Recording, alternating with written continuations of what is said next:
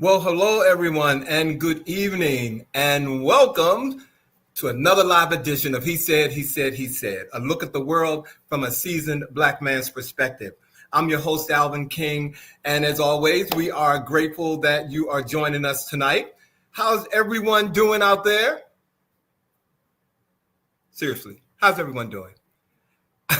It is so beautiful in Washington, D.C., and I'm telling you, this weather change, be careful.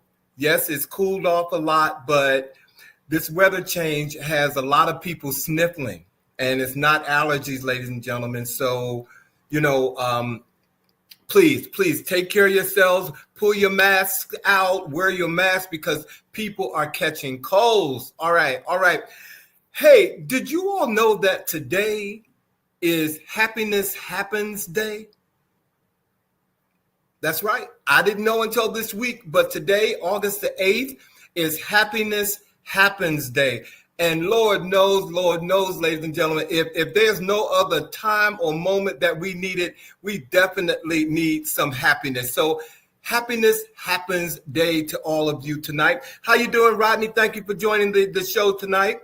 And speaking of our show tonight, we have an amazing singer and vocalist here, ladies and gentlemen. Our special guest is the incredible Jacob Lusk. He is here with us tonight.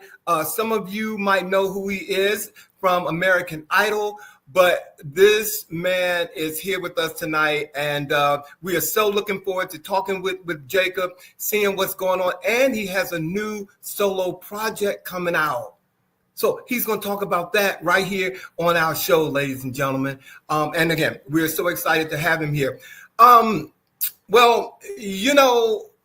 find it fascinating, and by fascinating, I mean downright tragic, that the president of the United States has time to go toe-to-toe with a radio host while the country feels like it's falling apart at the seams. Charlamagne the God, a cultural voice, a radio icon of the Breakfast Club, and yes, someone with some pretty strong opinions, shares a critique on my view with Lord Trump. She's the Republican National Committee co-chair and is married to the president's son, Eric Trump. And instead of addressing the substance, the president claps back like it's a Twitter beef from 2012. He called Charlamagne a racist sleazebag and said that he has low IQ. And to be honest with you guys, I'm so sick of that being the new narrative from these MAGA folks talking about Black people and we have low IQ. But anyway, I digressed a little bit. Let me tell you what's low, Mr. President. Wages, morale, hope. And also let me tell you what's high. Rent, unemployment, inflation, anxiety, and apparently your presidential pettiness. Charlamagne said something real this week. He said that the least of us are still being impacted by the worst. And instead of reflection, we continue to get deflection, ladies and gentlemen. While families are choosing between gas and groceries, while the world wars are brewing and the economy is sputtering, the president is on his keyboard warpath against Black voices and culture. This ain't about a radio beef, and it's definitely about erasure. It's about distraction. It's about trying to make America white again, louder and prouder than ever. So here's the real donkey, according to Charlamagne, of the day. It's not the man with the mic. It's the man with the power who's using it to punch down instead of lifting up this nation. It's really, really sad, ladies and gentlemen. So every time I think, well, what else? And then something else happens. So I've just stopped saying that. But speaking of what else, the BET Hip Hop Awards and Soul Train Awards have been indefinitely suspended. This means they will not air on BET for the foreseeable future. This is not a permanent cancellation, but rather a pause while BET figures out how to best deliver these events in a changing media landscape. BET CEO Scott Mills stated the decision is due to shifting media consumption habits and a need to reevaluate how to best reach modern audiences. But this is what I know to be true.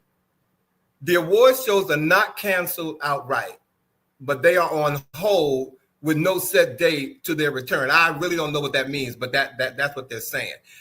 BET is actively exploring new formats, platforms, and strategies for the events, potentially moving away from traditional linear television broadcasts. Does that mean that they expect somebody like Netflix or Prime to pick up the BET Awards? I don't think so, but we shall stand down. The decision reflects the broader trend of declining linear viewership. It's about money and the rise of digital streaming platforms. But on the real, these shows were important platforms for us Black folk and our Black music and our culture, and their absence will be felt by fans around the world. And over the last 7 to 10 years, if you ask me, the BET Awards and the Soul Train Awards have taken a little turn from what they used to be. I'm not going to go into that, but they could use some help, but not taken completely off the air. So while BET is exploring new avenues, there's currently no indication of what will replace the shows in the short term. All right. So I don't know. I love my music and I want my music. And speaking of something that I want, I don't do this show without these two guys. So if you all are ready, let me get them in here. Let's get on with the chat.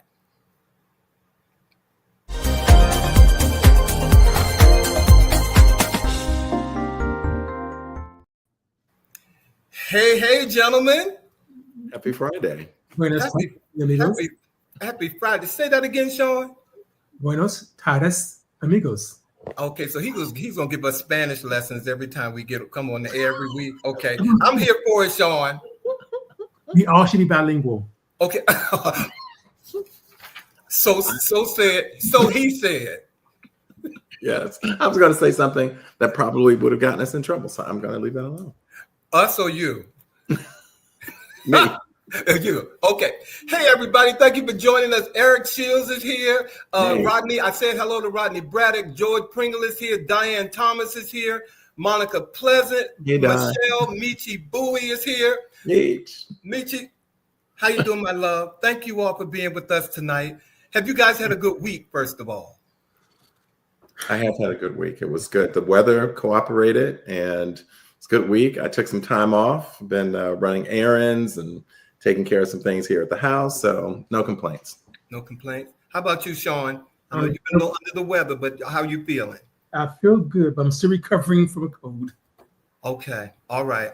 Well, that's right. Drink your water. Charles Reese is here, ladies and gentlemen. Y'all see him, but he's going to be here next week. He's our special guest, and he has something new to share with us also. So can't wait to see him. Huh? Can't wait to have him back. Can't wait to have him back. So what's going on in the chat, you guys? What's happening with you? Let me start this off because, I really want to dive into that Charlemagne conversation in the BET situation. But first of all, no man is a god. But the thing that has been brewing on the internet for a while now is this debate between Black excellence versus Black power. And of course, nothing new. This started with one of my favorite individuals, W.E.B. Du Bois, who put forth this idea of the talented 10th. And so we now are at a place where people are debating, can we have one versus the other? So I'm asking you guys, how do you define Black excellence versus Black power? And my second question to that is, again, this is this code. Are we losing one versus the other, given the differences in culture and political climates that we are in right now? Oh, and viewers, you all feel free to weigh in on that. I'm just going to, Sean, if you don't mind. Sean asked two questions. He said, how do you define Black excellence versus Black power? Right. And he said, and the second question is, are we losing one versus the other, given the differences in cultural and political climates we're in right now? Bobby, I'm going to let you. Well, I think the cover of the book spoke for me in the sense that there is power in Black excellence. I do not see them as being exclusive. In fact, I see there is a great overlap. I think through Black excellence, we gain power, and then there is power in Black excellence. Mm-hmm. But if I'm to be frank, when I first think of these things, when you first mention them to me, when I think Black excellence, the first thoughts that come to mind to me is just like extraordinary achievement in all fields of human endeavor. Whether, the accomplishments that we have been able to make in a society that has never in any way, shape, or form been set up to support us. And yet we've been able to accomplish at the highest levels of almost every field of endeavor possible. So when I think Black excellence, I think about that. When I think Black power, unfortunately, I think basically as a Black man, and certainly someone who grew up here in the Washington, D.C. area, I think about power. I think about decision making. I think policy making, those things. But I also think ground roots, that we as a people collective have power. I look at the impact of a boycotting of a store, for instance, that chose to turn its back on us. That store has felt it. That store continues to be open, but that store has felt the power of the collective Black community by us saying, you turned your back on us without thinking about it, and we are not going to give you our money. So, but Alvin, let me ask you, because part of this stemmed from people seeing athletes, celebrities, as being the example of Black excellence versus Black power, in a sense of what we saw in the 1960s, for example, with leaders like Dr. Martin Luther King Jr. and Malcolm X and Sophie Carmichael. Now, I think Bobby is correct regarding Black power, but do we really have Black power in the way that we had it in the 1960s? Did it end in 1965 with the Voting Rights Act? Alvin, what are your thoughts on that? See, I don't know why he asked me, because he said like I was born in 1960 or something like that. I don't know why he went to me and asked you weren't born in the 60s? I was born in 1959 to be exact, right before the segregation ended. Okay, but you weren't politically active in the 60s. But I wasn't politically active. But let me answer the first question, or if I may, about how do you define Black excellence and Black power? I think, honestly, Black excellence and Black power starts at home, starts in a child. And I don't think that enough parents, I know mine didn't, instill in me how powerful I could be, or the Black excellence that I could be. And I know that a lot of parents don't do that. They have embedded in these children's ear or their mind that Black excellence has to look like Michael Jordan, or Black excellence has to look like President Obama. That is wrong. Black excellence is sometimes how you get up in the morning, how you respect your parents. And a lot of that does not start at home anymore. So when Sean brought this up, I had to spend some time with it, because that's where it starts. Now, again, it needs to start at home, and not feel like you have to have, trophies thrown at you, or you have to have money thrown at you to say that you are excellent, or that your power, if you respect your neighbor, how powerful that can be. Yeah.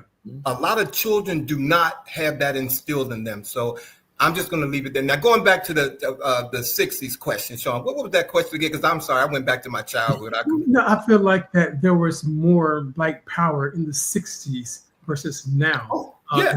And that Black power kind of ended with, of course, with the assassinations of certain individuals, and of course, with the Voting Rights Act of 1965. What have we seen in a sense of Black power since then? It hasn't been on the Supreme Court. It hasn't been in the White House per se, because Barack Obama was not a president for Black people. He was a president of the United States of America, all Americans. So have we?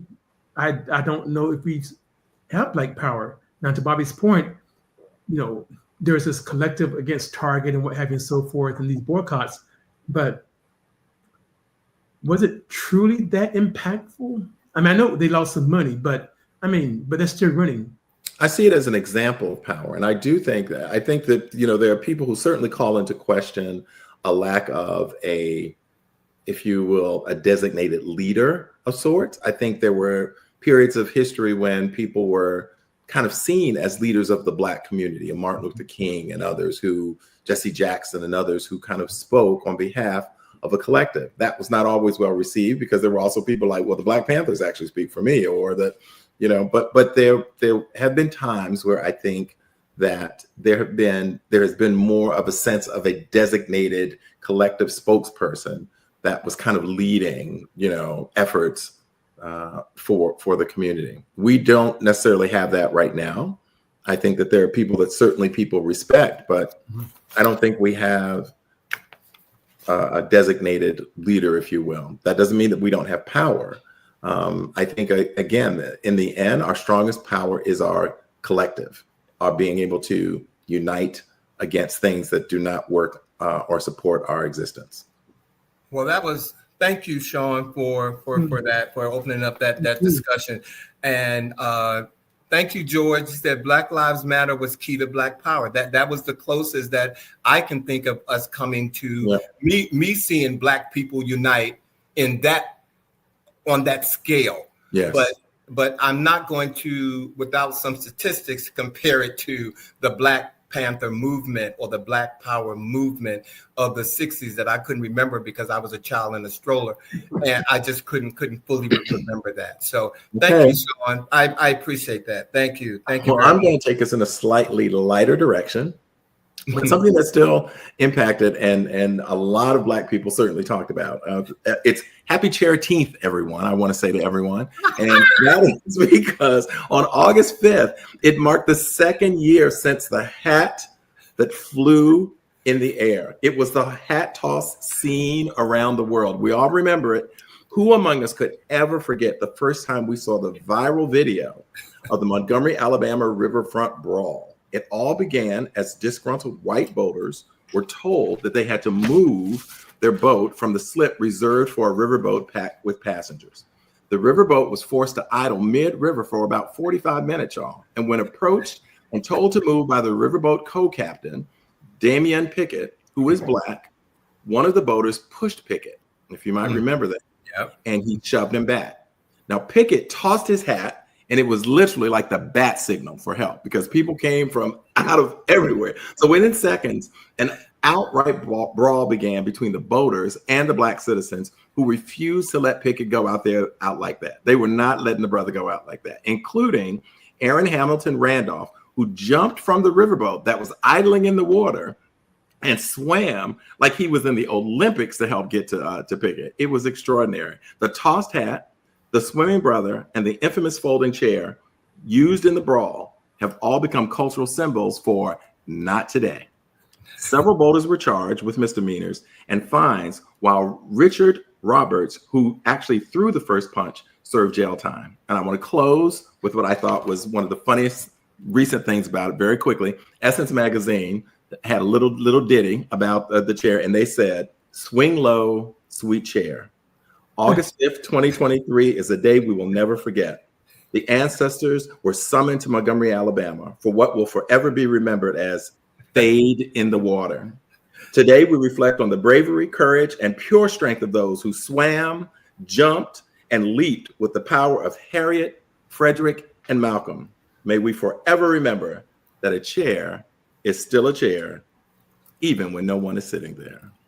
You better go ahead. Ladies and gentlemen, look. And looky there. Bobby gave me this chair when that was going on. And I just put my little girlfriend from Antigua in here so she could sit here and look at y'all in my house. Bobby, thank you for that. Yeah, that was a moment. That was a moment. And I don't advocate violence at all. No. But that was a moment when, I was honestly sitting back saying, whoop, that ... There were times when we would walk around and take our caps and just throw it in there and be like, just just make it happen. Make it happen. It was a moment. You said what, Sean? It was solidarity, and it was where when I first saw it, my whole family were texting each other, and I was the first to text out the clip, and I said, I really don't think this is funny, but wow, I'm so happy. It made me happy to see it. Because you knew that those people were wrong. They were really wrong, and they were going to attack that man. And what you saw was, again, the collective, as we were talking about power, those people were like, not today. Not today. Well, I think it was a symbol that we should always reflect on. So thank you, Bobby, for bringing it back to us. Absolutely. Happy 13th. While we're talking about reflecting, ladies and gentlemen, I don't know if you all know this or not, but on August the 6th, 2025, marked the 60th anniversary of the Voting Rights Act of 1965, signed into law by President Lyndon B. Johnson. This landmark legislation aimed to overcome the legal barriers of the state and local levels that prevented African Americans from exercising their right to vote under the 15th Amendment. The act outlawed discriminatory practices like literacy tests and poll taxes, dramatically increasing Black voter registration and political representation, particularly in the South.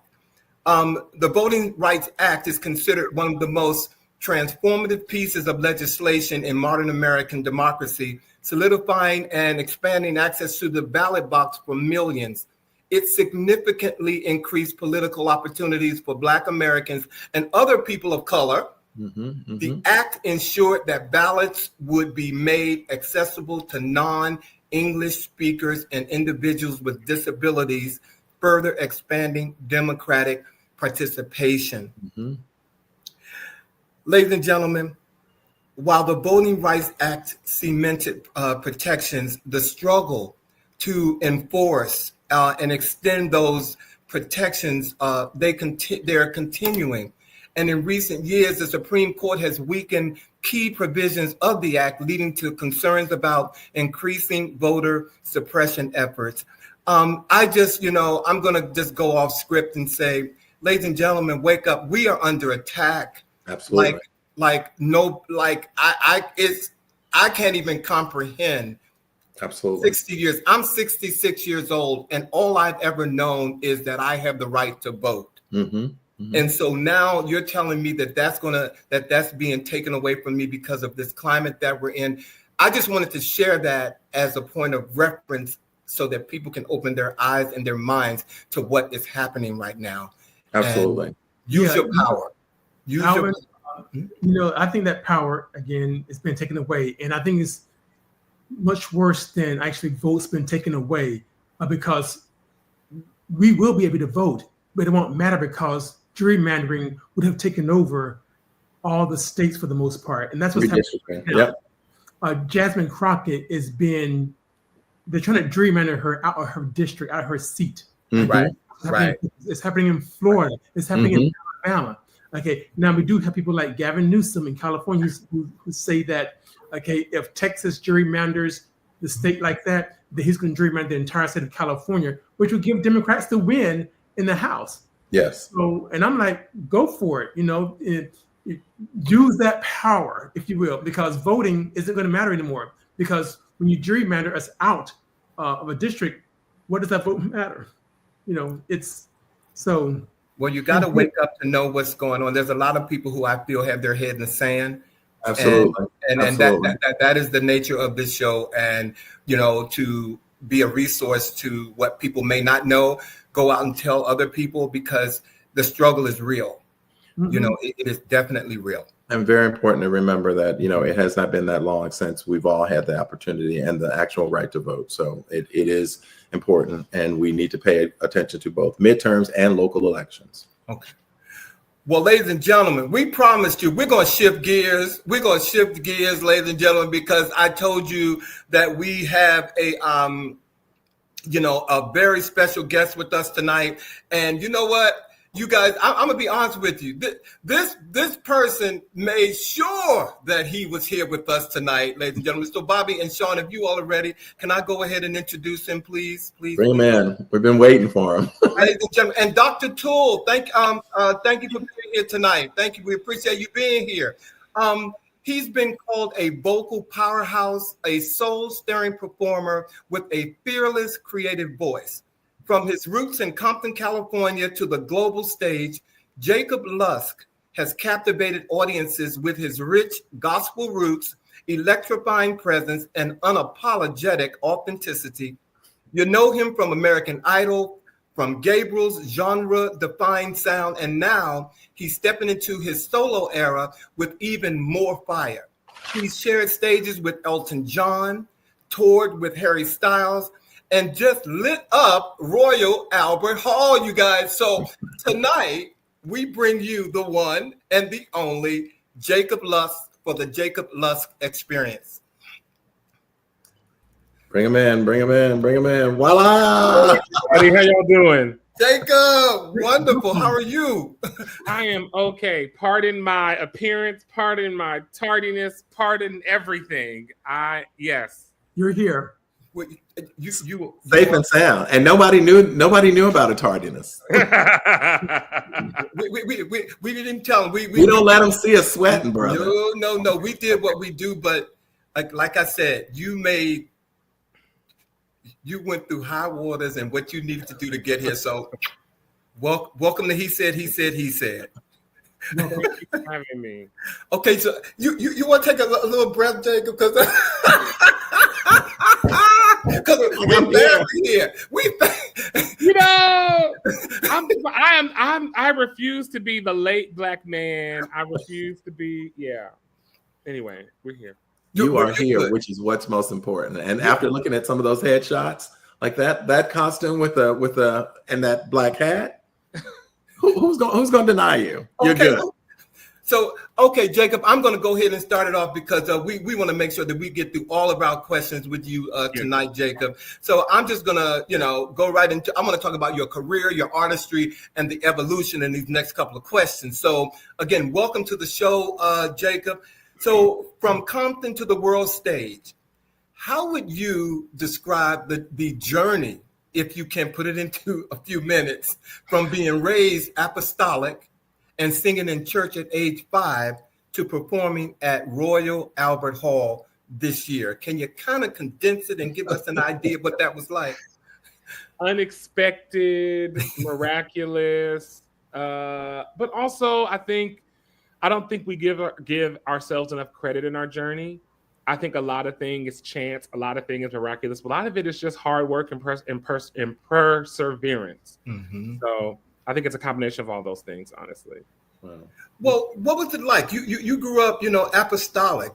Tell us about, growing up in the church, and now we're talking to Jacob Lusk, who I just saw belt out a song at the Library of Congress that just took my breath away. Right? It's crazy. I just got my first tattoo this weekend. Oh. So my grandmother is probably, and it's actually her name, so she's probably very upset. But it was very strict, but I'm actually grateful for it. Mm-hmm. The thing about my upbringing is our pastor, I didn't go to the movies. I didn't wear shorts to school. When I got my ears pierced, my grandmother cried. But he taught us, he said, your parents have put these restrictions on you because these are my convictions. And when you're older, you're going to have to live your life according to your own convictions. Mm-hmm. And so it freed me very quickly as a young person. So when I hear these stories, there's a Sylvester project I was working on some time ago, and the director of it, because I'm very religious, and he was like, well, how are you? I can't believe in a God who doesn't believe in me, is what he told me. Mm-hmm. And it saddened me because I was like, my God believes in me. He loves me, and he made me just as I am for a reason and for a purpose. And so growing up for me the way that I did, I think it actually probably saved me because I had this faith that I can always hold on to and go back to. Thank you, Jacob. Thank you. Yes, thank you. I love that. And of course, like we said earlier, many folks know who you are. So many fans remember your American Idol performances of God Bless the Child, one of my favorite songs as a child, and You're All I Need by the late, great Marvin Gaye, who was from Washington, D.C. Here I am, along with Tammy Terrell. What those moments mean to you? I mean, what do they mean to you when you performed those songs? How did it shape your path going forward? It's really interesting. So I wasn't allowed to listen to secular music as a child. So I didn't know You're All I Need to Get By when I sang it for the first time. Mm-hmm. And it's interesting, though, because that music, it sat so well on me. It sits just like, oh, this is my music. And I think it's something about our music that it sits in a place that you can't explain, that you can't articulate. And that music does that. It hits you in the heart, it hits you in the soul, and it it fits like a glove. It fits like a suit that you've had for 10 years. I can't. Wow. And I'm grateful that I've been allowed to sing those songs really around the world. Mm. Well, It's amazing that you weren't able to listen to the secular music, and yet you are able to channel some of the greats, as Sylvester, Billie Holiday, of course, Diana Ross, Luther Vandross, that you've been said to channel these people through your performances and so forth. So one of the things I'm curious about is, given that you weren't able to listen to some of those artists, who ultimately would you say have been your biggest musical influences, and how do you incorporate that inspiration into your artistry? Karen Clark Sheard was a huge inspiration for me. The Clark sisters, Shirley Caesar, BB and CeCe Winans were everything to me, because it was the first time because I feel like they sang kind of like pop singers. Day by day, no more reaction. You want center everything my heart beats is yours. That duet album of theirs was incredible. Yes. So it's a for me, I think, and I also think just life. I think the difference is there are a lot of singers who I listen to and who I probably do emulate. But when I sing, I'm really trying to channel the divine and channel the energy in the world around me. Mm-hmm. So it's really more just letting the voice and the thing do the thing. And that inspiration comes from the world. It comes from my family. It comes from my friends. It comes from really the life that I've led, and just letting it do it. And when you think of Marvin Gaye and Tammy Terrell, you think of like their story and how they sang, I believe their life is what made them sing like that. If you think about Luther Vandross, I don't know if you saw the Luther Vandross doc, but at the end of it, they talk about his song "Any Love." Everybody needs a love, no doubt, and how he didn't have it, and how that was one of his very few songs that were autobiographical. And I think singing from the place, or singing from that place, is what those people did. And that is what I hope to do, and I hope that I'm doing.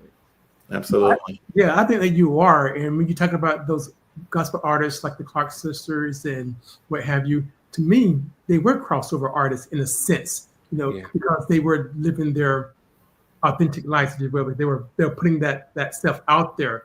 But you have gotten praise from people that you have worked with. So you work with Elton John, you work with Harry Styles, and like I said, you earned their praises. So what have you learned from those collaborations?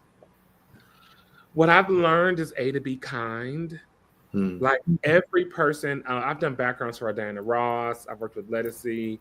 Everyone that I've worked with that's been extremely successful, they're all extremely kind. They have really great teams around them, and they've had the same team for dozens of years, tens of years. And they also help other people. Elton John's helped me. Harry Styles has helped me. Diana Ross, Lettucey. These are people who've kind of grabbed me and say, hey, whatever you need, little black boy, come on. I got you. So, yeah. Well, I'm going to, first of all, real quick, because we live. Jacob, do me a favor and lower your camera just a minute. There you go. You good. Because no, I was trying to be all smooth and like, okay, let me ask Jacob to lower that camera. Hold on. Rodney Bryan said many of Luther's deep, unreleased songs were autobiographical. Listen to some of those mid-tempos to slow songs. He was crying out about what he didn't have in his life. That is true. And Dr. Toole said, what about the young people and others who hear the strict messages of strict religions as condemnations? How do we reach out to them or suggest to them? How do you separate God from religion? Ooh. I think, there's a few things I want to address in that. So I'm on this like soapbox. I haven't done a lot of interviews and stuff like that, but I was really excited to do this with three, I think, same gender loving men. Oh, you good. Go ahead. You good. I wasn't sure. Mic drop. Okay. I wasn't sure. Okay. I think it's so important that our young people see us and see me, right? So I'm a little older. I won't say my age, but for me, I didn't have people to look up to, and the people that I looked up to didn't necessarily live lives that I could replicate or that I wanted to replicate, right? Mm-hmm. And even now for these young people, you ask them what they want to be. They say they want to be a social media influencer, right? Mm-hmm. When I was younger, it was a doctor, it was a lawyer, it was a this, it was a that, right? But now they're looking up to the people that they follow on OnlyFans and on Twitter and on Instagram. So who can I look up to who has faith, who, you know, maybe he isn't naked all the time. Maybe he wears a suit sometimes. Maybe, you know, he wants to get married. Maybe he believes in monogamy. Maybe he doesn't. That's not to attack anybody else's life choices or whatever they decide to do. But for me, it's really about being a living, breathing example for people. And doing the shows with Harry Styles changed me. So Harry Styles is a white guy. He's from England. And most of the people who come to his shows are honestly little white girls. And the people at the label at the time didn't think that the tour would be a good fit for us. So our manager fought for us and some other people at the label fought, and we ended up doing the tour. I share that to say, after I did the show, all these little queer white kids were coming up to me and they were calling me their best friend and they followed me on Instagram. And I was like, oh, this is why I'm in this space. And so when you say, how do we get them to unlearn the bad habits or how do we get them to see the separation? We literally have to live it.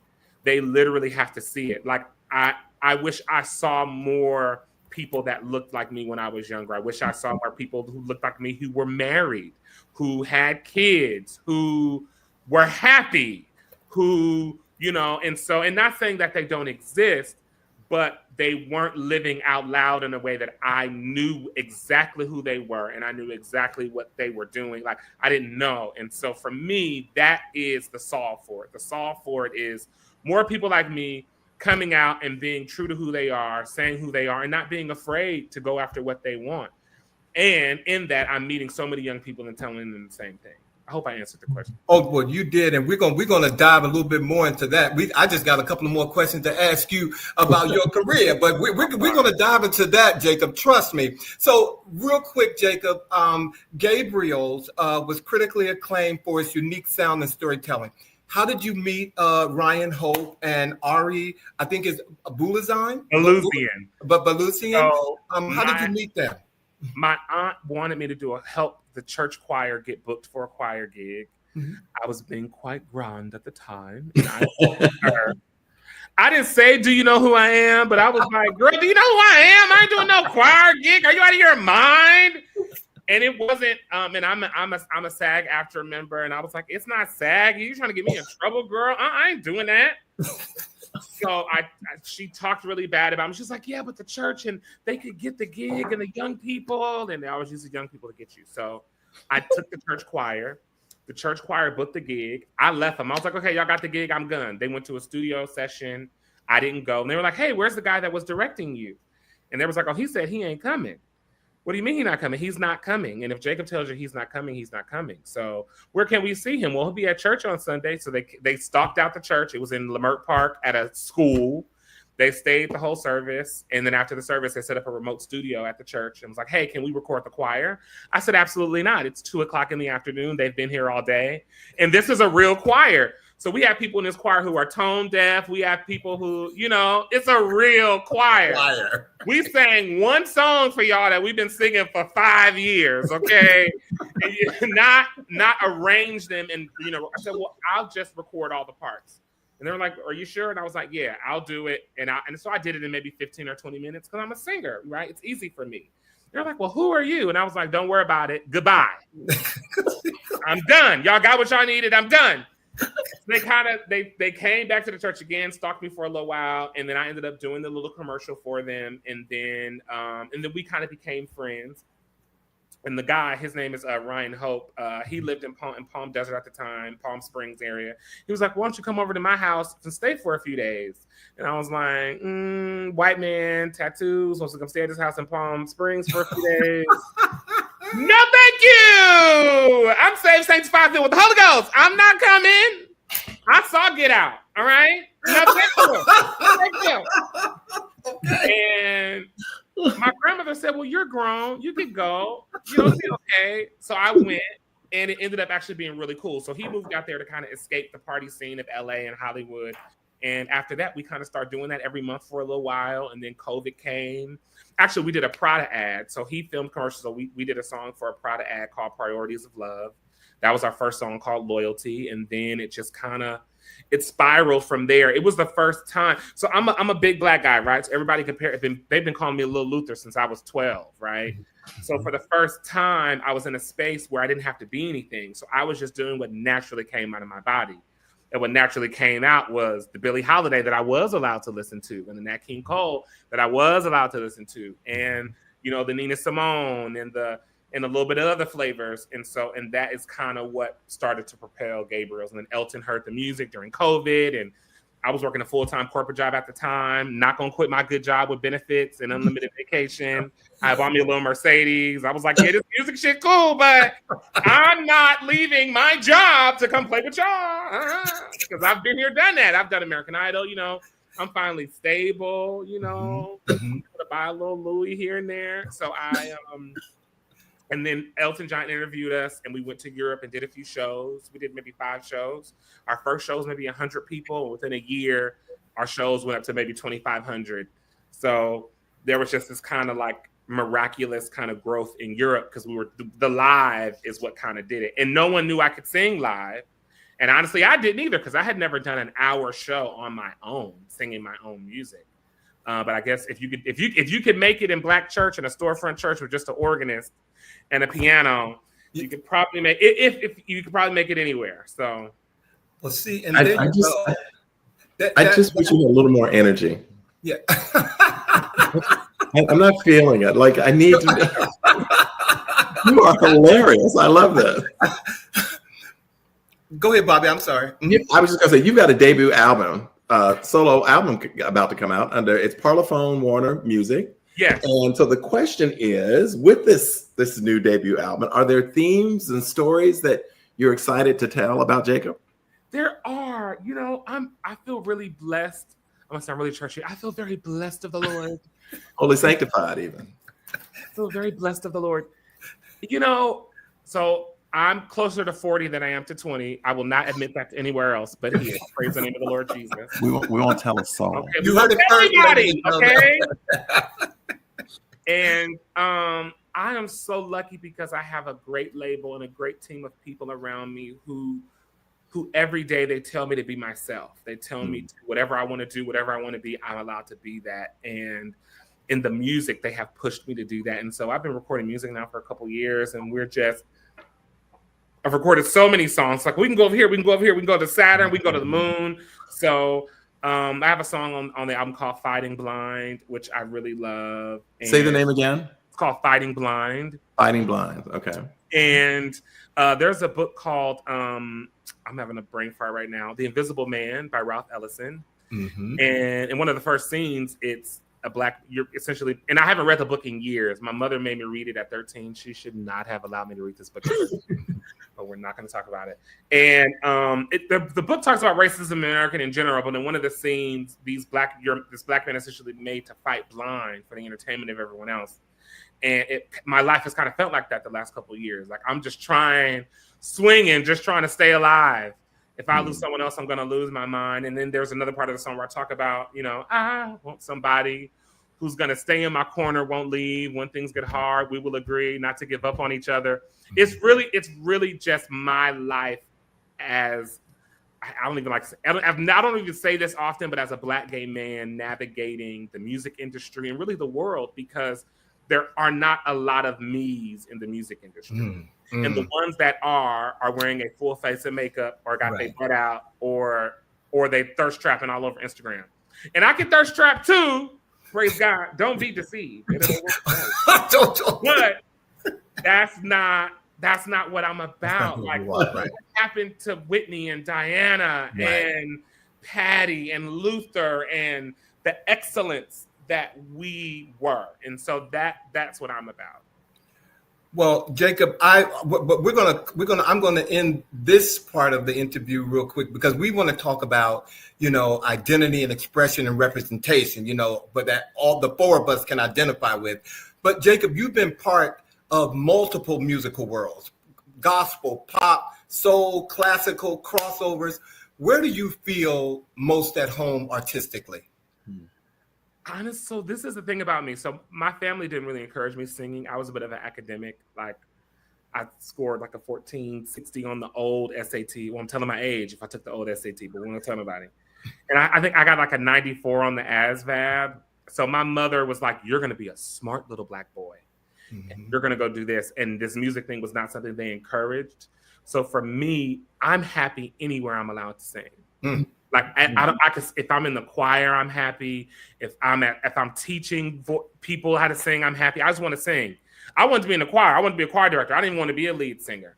And I think, and this is what I will say, and not that you asked me this question, but for people who desire to do music, I think it's important to understand, and I don't want to shoot down anybody's dreams. Everybody is not going to be Beyonce. Everybody's not going to be Luther. Everybody's not going to get signed to Warner Music. Everybody's not going to tour with Elton John. So you have to find, I have a friend now, she does music and she's kind of struggling because she's getting older. It's not happening for her. And she'll sell her body parts to make it. And it's not happening for her. I'm like, girl, you got to find some peace. You got to find some joy. You got to find some happiness, because if this doesn't happen the way that you want it to happen, and I'm not saying that it's not, you're going to be miserable. And a lot of people are doing it for the wrong reason. So you really have to find your love for music and let that carry you through, so that if it does not happen the way that you think it will, if it does not go the way that you want it to go, and not saying that it's not, you haven't lost your life. Even for me, I didn't date for a long time. So I'm in a place now. I'm like, you know what? Actually, I want to get married. And I'm not going to wait until I have 10 Grammys to do it. And I'm not going to wait until my life is over to do it. I'm not going to wait till I'm shriveled up and can't breathe anymore to do it. So you just find your joy, whatever it is, however it is, and go. And go for it. And let that be what it is. And if you end up at the Grammys, then great. But if you don't, have the integrity that you treat, and I tell everyone that knows this about me knows this, I treat everything like it's the Grammys. If I'm coming to sing at your church, I've had several rehearsals. I planned my outfit, even if it's jeans and a t-shirt. I planned my outfit because I was like, this will be appropriate because the people won't think I'm too grand if I wear jeans and t-shirt. Like, I treat everything in that way, and so I never lose out. And it prepares me so that when I get to these bigger places, I've been living like this always. Sorry. No, don't be, because you just spoke to one of our opening conversations about Black excellence. Ladies and gentlemen, that is Black excellence right there. Because I posted earlier this week, just because you show up in a room don't mean that you arrived. And so, I'm sorry, Sean, you can go ahead and continue, because Jacob got me passing the plate. So go ahead. I don't know what's going on. I love it.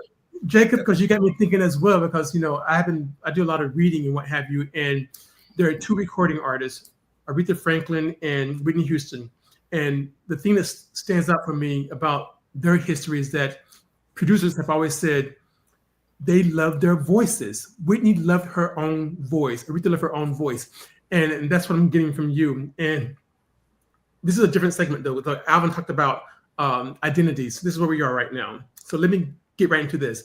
As a singer and a living Black man in the music industry, how has your identity shaped your journey, both your challenges and your triumphs? And I'm going to tweak this a little bit. Your voice. Talk about your voice in that as well. So I'll start with my voice. As a younger person, I literally asked the Lord, because I had a very high-pitched voice all my life. I've always ended up singing really, really high. Right. And I'll go a little further. I was shaped a little differently. Praise the name of the Lord Jesus. And I said, well, God, why you make me like this? Why I couldn't be a box like everybody else? Right. Why did I have to be all that? I didn't know that it was a blessing from the Lord. I didn't know. Now that I'm older, praise God. Hallelujah. I didn't know though. We're gonna praise God all day. Go ahead. Oh, in all things, give him thanks. Okay. Because what you know, you know. No, I asked the Lord, and I asked him as a young person, because I was like, I want to be normal like everybody else. And he was like, I made you this way for a purpose, and you'll see. And so I was like, okay, cool. So then with my high-pitched voice, I kind of started to become okay with that, right? That was that part. And honestly, I wasn't a very good singer as a young person, because I have about 4 or 5 octaves in my range without a break, but I didn't know that was a good thing, and I didn't know what to do with it. So now that I kind of know what to do with it, I'm like, oh, that's why that was that, right? And please ask me your question again because I got lost in the story. So as a same-living Black man in music, how has your identity shaped your journey, both challenges and your triumphs? So it was hard because I did not have people to look up to, right? The only person who was close to was Luther, and Luther was in the closet.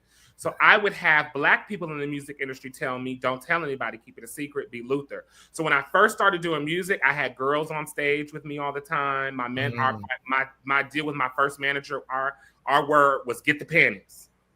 So I was singing R&B music, and the goal was to always get the panties at every show. So how would I get the girls to give me their panties? That was literally what how it started, right? That was what it was. I have a song called Condensation, okay? Please don't look this up, but you probably will. It's called Condensation. I have tried to scrub it from the internet, okay? Because it is a nasty, freaky song about me doing to some girl. I never had sex with no girl! You get the picture. Okay. So that's how it started. And then being on Idol, even that was a thing, right? So I'm very religious, got a little sugar in my tank. The other thing is, and this is not a gay thing, a lot of industry people want us to be a coon. I'm not going to be a coon for you. Mm-hmm. And especially as a same-gender loving Black man, they want me to be a housewife. And I'm not one of the characters on The Housewives of Atlanta.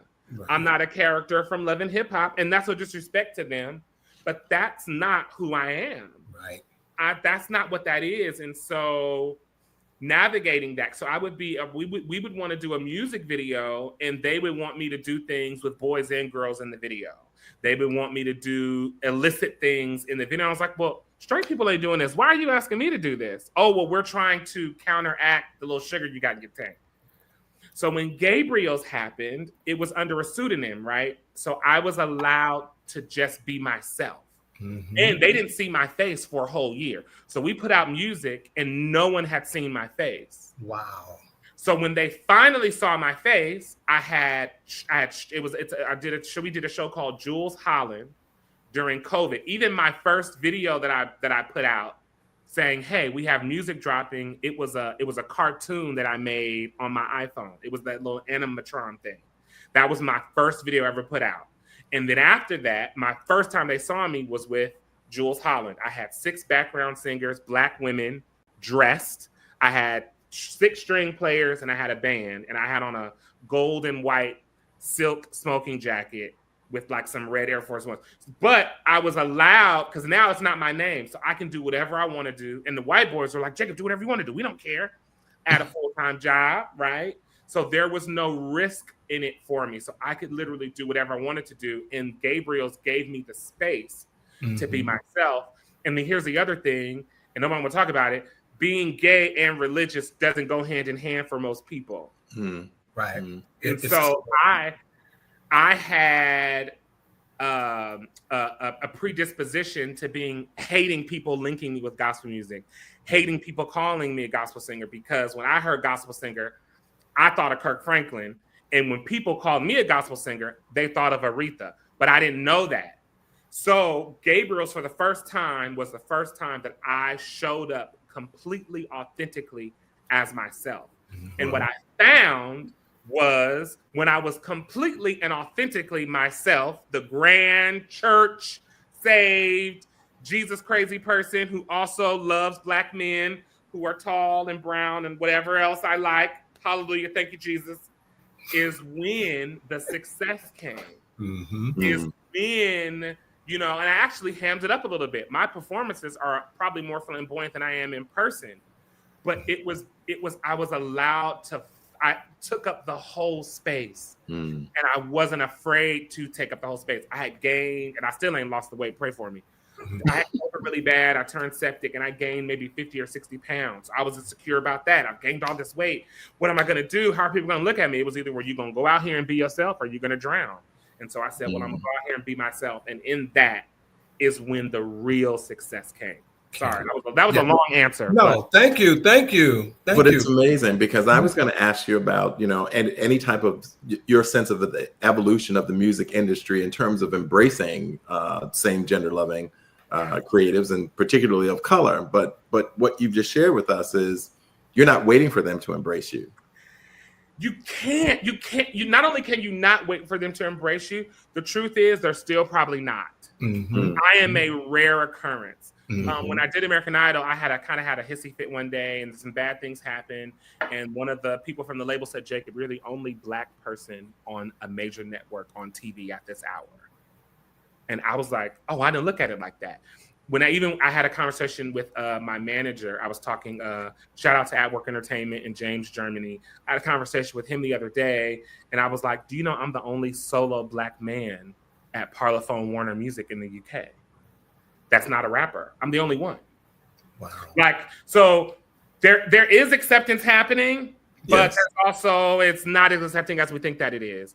Mm-hmm. And when it comes to Black excellence, and I hate to do this to us, the truth is Black people, what we were taught is still kind of happening. We have to be 10 times better. Mm-hmm. We have to be on time. You can't be late. You can't be a bitch. You have to, I'm a bit of an overthinker, but I kind of have to be because I can't afford to cut somebody out. I can't afford to go off on anybody. I can't afford it. I can't afford to even be late to this. That's why I was like, oh my God, I can't afford it because even Alvin King, I think the first time he saw me was at the Elton John thing at the Capitol. And he could not shut up about you. He could not. I swear to you. He came back and he was like, this guy is incredible. But even that, I was the youngest person on the bill. He was. And the only other Black person on the bill was Billy Porter. Billy Porter was the host. And that's that. And you know what? Because first of all, ladies and gentlemen, I want to thank everybody who's on here tonight, all of our viewers, because some of you all have been offering Jacob jobs. Y'all been telling him he can sing with Louis Vega. He needs to do a house music recording. Charles Reese has even said he wants you to do a project with him. Okay, so you I like the work. Okay, I like the work now. You're getting the work. Okay, you are getting Instagram. the work on here. Okay, so but Jacob, I want to ask first of all again, the viewers. If I haven't mentioned your name because this is something that we do here, believe me, I will get to it before the night is over because I see Damien and Mahali. Thank you all for being here tonight. I really appreciate you guys for being here. So, Jacob, you're known for your bold, flamboyant style. As you know, clearly, you love the flowing capes, tailored suits, and expressive fashion. How does fashion and presentation tie into your expression as a same gender loving artist? And are there particular statements that you seek, with your fashion when you're performing? So a couple things. I started out wearing smoking jackets, and what's this movie? It's a movie, Hunger Games. That was my initial inspiration, and I was wearing smoking jackets, and I had the girls dressed in kind of futuristic things. And then I was like, okay, this is too expensive for me to do because I'm traveling with 30 pair of shoes and a different smoking jacket every night. I can't afford this. This is not going to work out. And then soon after that, oh gosh, I'm having a brain fart. He was the head of Vogue, Black man. He wore capes. Andre Leon Talley passed away. Mm-hmm. And my manager at the time was this white man, and he sent me pictures of Andre Leon Talley, and I was like, oh, that's it. So I saw that, and then I saw CeCe Winans. She did a concert with an orchestra here in LA, and she came out in this flowing cape, and the whole audience literally gasped when she came out. Mm-hmm. And I was like, oh, when I walk out, people need to gasp. They need to go, that needs to happen. Otherwise, I need to do something else. They need to gasp. Well, how am I going to make these people gasp when I come outside? So it turned into, okay. That one would do it. I started with, and then it was also about Black excellence. So when I think of Diana Ross, when I think of even the Temptations, when I think of really Diana Ross, there is a level of excellence that she exudes all the time. Every time you see her, it's ball gowns. And it's also, for me, it's cool being in the UK. They don't really dress up like that. If you notice, a lot of English artists, they're not really. Adele is the most dressed up of all the English artists, and she's gonna wear black, and that's it. She ain't going much further than that, right? So for me, it wasn't necessarily about my sexual identity. It was more about me upholding the standard that Diana Ross and Luther Vandross and even Aretha set. It was, and my grandmother used to tell me this all the time, Jacob, when you come outside, you're not just representing me and your family, you're representing all the Black people.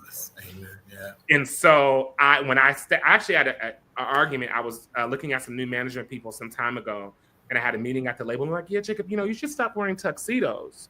And maybe, we wear jeans and Converse. And I was like, I don't even wear jeans on the airplane.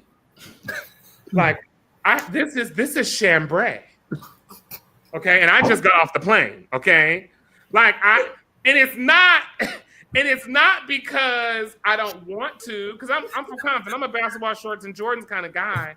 Right. But it's just for the culture. For the culture. These young queer kids, when they go to the balls and stuff, this is what they're aspiring to. So I need to show them that this is real life.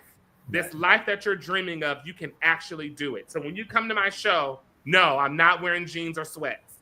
No, it's not happening. I got on a red bottom. I got on a tuxedo loafer. My capes are lined in silk, literal silk, okay? And it's Oscar de la Renta brocade. It's not a game. And it's not because I'm trying to be better than anybody. It's I want you to come and I want you to have an experience and gasp and do all those things, but also know that I'm representing us and I'm representing us well. And I'm representing you. Like, I'm here to serve you. I'm here to give you a show, but also, I love it. Yeah, and I get it. It's, to me, that's kind of historical for us as the Black people, that when we leave the house, this is where we begin with Black excellence. Alvin mentioned that earlier at the top of the show. You kind of answered this next question a little bit already, but feel free to go deeper if you will. Yeah. So Jacob, what does authenticity mean to you in the industry? Excuse me, I'm getting over a cold. And how has it ever been difficult to stay true to yourself? Staying true to myself is a constant battle. I battle with it every day. Finding the balance between, because it's music, right? You want to be successful. So it's finding the balance between what the label likes, what people like, and what you like. And where I'm in a place now where I want to do what I like, But the story I tell myself is that if I do it so well, they're just gonna have to accept it. They're gonna have to take it. I'm gonna do it at a level that's better than anybody else is doing it, and they ain't gonna have they're gonna have to. They're gonna have to just deal with it. They're gonna have to take it. They're gonna have to do it. And if they don't, they can go suck a rock. But if I just do it at that level, then it will yield the results that I want. It's interesting too. I'm an overthinker, and a lot of times I think we talk ourselves out of having what we can actually have. Saboteur. And I don't even mean it in the music, even in our lives. We talk ourselves out of that relationship. We talk ourselves out of that situation. We talk ourselves, oh, he don't really want me, or oh, he wouldn't want that, or the music, the label's not. Even with I have a new management now, and I was really nervous about it. And it's the first time I ever had a Black manager. My head of my label told me I should get a Black manager. I brought this man in there, and they loved him. So it was just like, oh, Jacob, you tripping.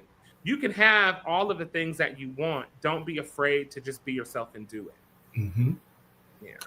Wow. Jacob, your story, you kind of mentioned a little while ago the importance of representation and the kids seeing you and seeing the level of excellence and so forth. So it's obvious that you understand the importance of representation and how it can inspire kids. Has there been a situation that you can share very quickly of a particular person or young Black creative artist who was inspired by you? So I have been intentional in hiring, I won't say intentional, intentional in hiring trans women as background singers. Mm. So every group of background singers, except for my London crew, I've always had a trans woman involved. Now, I know these women already, so let's give some context to it. So I didn't I went on this hunt. These were people I knew already, Right. who were in my circle already. They've worked. They have a certain level of excellence that's really, really high, and I kind of already knew that. So I didn't go that far.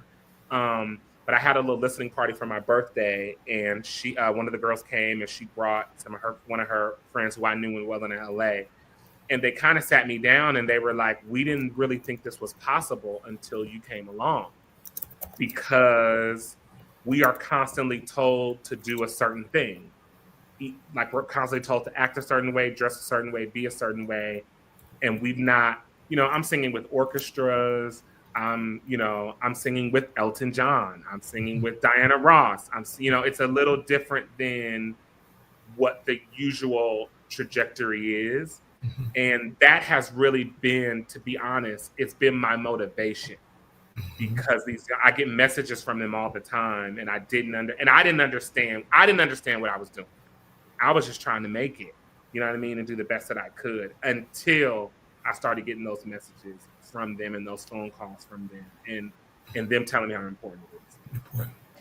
Ladies and gentlemen, y'all know Jacob here. I am, like you say, you're an overthinker, and for excellence, we typically go from 7 to 8, but then our viewers have been writing into us saying, that show should have been an hour and a half. So you all are here. I see you all here, but just know from my heart, I appreciate you. And we got a couple of more questions for Jacob before we let him go. So I appreciate you guys being here with us, but we just want to make sure that we have the full Jacob Lusk experience. Y'all don't know what I felt when I saw this man. Okay, y'all need. I'm telling you. So by the time this interview is over, y'all can go online and find out where he's going to be performing and go check him out. So we're going to go ahead and go on with our last few questions for you. I'm sorry. Thank you all for being here. No, thanks, Alvin. Thanks for that. So, Jacob, we're going to go into a different category of questions now on faith, resilience, and legacy.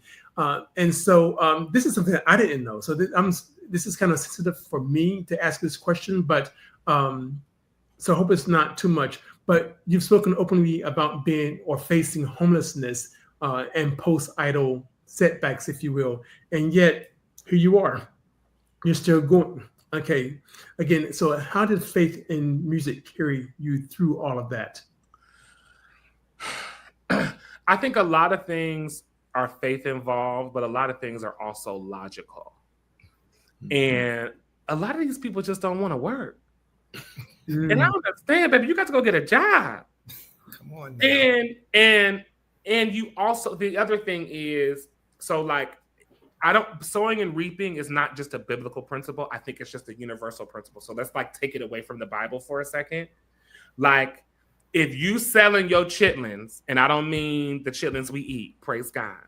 All right. If you're selling your chitlins, then you're going to reap dudes who buy chitlins and honestly, I had this great person who's a lawyer. He wanted me to move to Boston and fry him chicken and sit up. Right. And I could have done that, but I wouldn't be here. Mm-hmm. So you have to make a decision for yourself about who you are and what you want to be.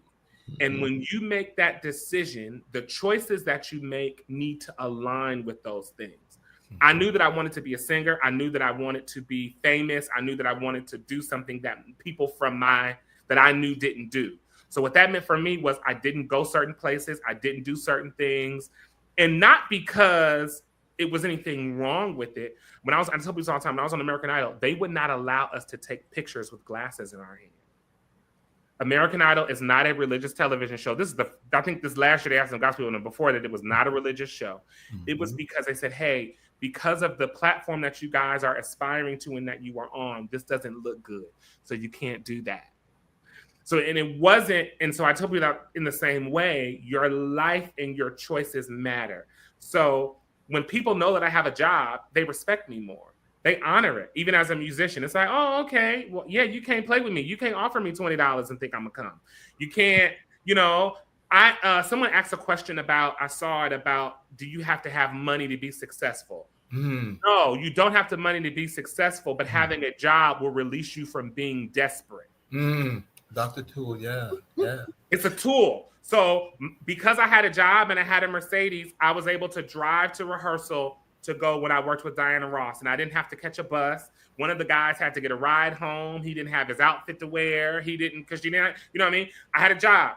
And I was able to drive there. I was able to drive back home. Even when I showed up, my energy was different. My energy wasn't desperate. I wasn't looking for some man to take care of me while I was doing it. I wasn't having to do things I didn't want to do, So it's really aligning yourself with what your vision, your goals, and your desires are, and making a plan to make it happen. When I started wearing the capes, I had one tuxedo and 2 pair of pants. Now that tuxedo was $5,000, but I wore one tuxedo and 2 capes for a whole year.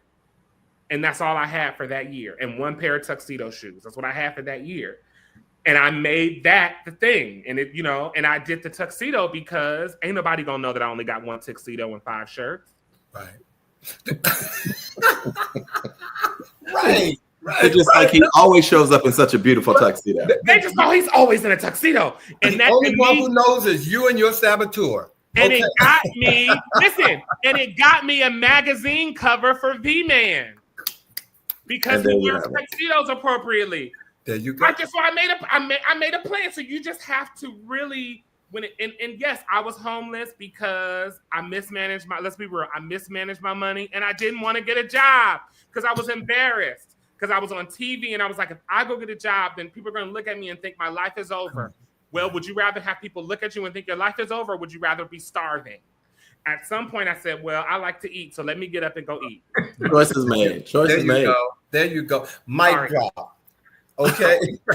Now, your first group, Innate Praise, was started with the support of Nate Dogg. Now, that was an unexpected collaboration there when I read that.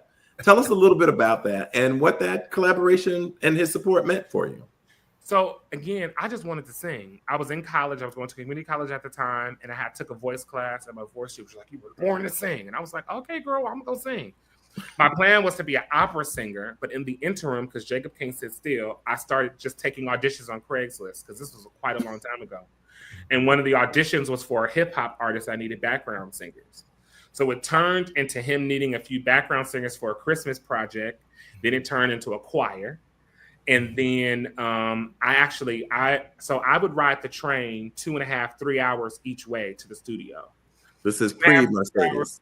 Pardon? This is pre-Mercedes. This is, I didn't even have a driver's license, y'all. Y'all pray, okay? I didn't even have a driver's license, okay?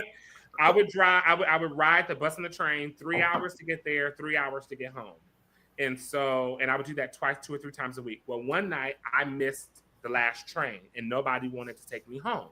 So I spent the night in the studio with Nate Dogg, and nothing nefarious happened. Praise the name of the Lord Jesus. And he was drinking a lot of Hennessy. I thought he was drinking tea. He was drinking Hennessy and Red Bull.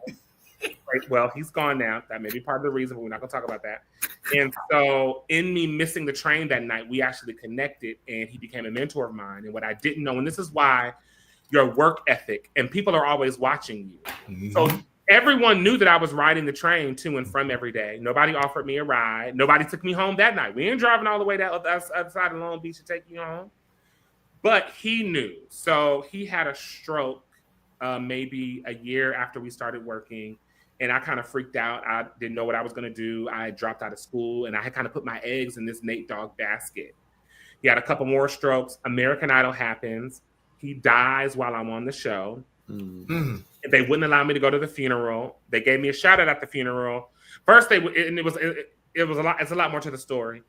But once it was over, his manager sent me files of songs that I had done with Nate Dogg. And they had been making plans before American Idol had even happened. And though those things didn't do whatever they needed to do, it was a reminder and a remarker for me that, hey, people are watching you. Every opportunity, you never know where the miracle, where the blessing is going to come from. Mm-hmm. And that was really my start in the industry. I dropped out of college because Nate Dogg said I could sing. So yeah. Wow. Well, Thank you. Okay, before we let you go, I have two questions. One, you've carved out a unique lane, Jacob, where gospel, soul, and cinematic storytelling collide, all in one in your voice. What legacy do you want Jacob Lusk to leave behind? I want to live a legacy that people will hopefully know that dreams do come true, that you're never too old to dream, and that you really can have the life that you want. And also that being kind and being loving is probably the greatest thing you could ever do. I think that if that could be the legacy, it would be that. It just, yeah. Well, we know that you have a new solo project that's coming out, and we've been putting your website up. Is there anything that you want to let us in on so that the audience can prepare and get ready for the Jacob Lusk experience that's coming our way? Just follow me on Instagram. Please follow me on Instagram. Follow me on Facebook. Watch videos of me on YouTube. Like, do all the things. I made a TikTok. I haven't posted anything, but follow me on TikTok. I'm gonna post on TikTok, and I'm grateful. I'm grateful to you guys for having me tonight. I'm grateful to my label for allowing me to do this. My management, at work, entertainment, James, Germany, everyone. Thank you all. Alvin, Sean, Bobby, thank you so much. Thank you. Well, ladies and gentlemen, we're going to go off script a little bit while Jacob is sitting right here. And I'm going to ask, we have our producer, his name is Norman Rich. Today is his birthday, ladies and gentlemen, and he is the 10 fingers behind us every week. So Norman, when you remove that picture, can you bring yourself on screen for a minute? And don't tell me no, please. Don't send me no message. He's our Oz. Oz. Can you just bring yourself on screen for a quick minute, please? All right. There he is. Ladies and gentlemen, I have asked Jacob in a Jacob Lusk fashion to sing happy birthday to our producer tonight, ladies and gentlemen. I know y'all want to hear Jacob, but this is the only way that we can do it tonight. And Jacob agrees. So Jacob, thank you so much. So the stage is yours. So however you want to go.